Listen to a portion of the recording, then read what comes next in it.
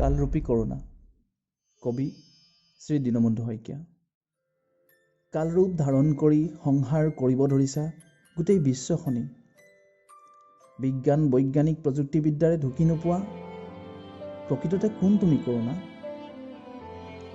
অপমৃত্যুৰ বিভীষিকাৰে ধ্বংসৰ পাতনি মেলি নিঃশেষ কৰিছা মানৱ। প্ৰকৃততে কোন তুমি কৰোণা? গোটেই বিশ্বক মৰিহালিত পৰিণত কৰি শোকৰ নিজৰা বোৱাইছা। প্ৰকৃততে কোন তুমি কৰোণা?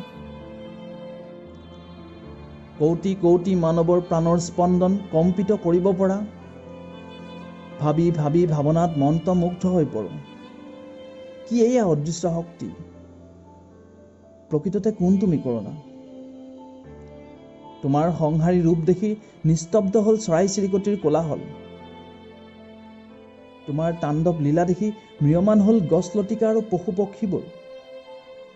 প্ৰকৃততে কোন তুমি কৰোণা? বিশ্বৰ মানৱক গৃহবন্দীশালৰ এটা ছত্ৰৰ তলত আবদ্ধ কৰাইছা। তুমি এই কৰোণাৰ ৰূপ ধাৰণ কৰি সংহাৰিছা নেকি প্ৰভু? প্ৰকৃততে কোন তুমি কৰোণা?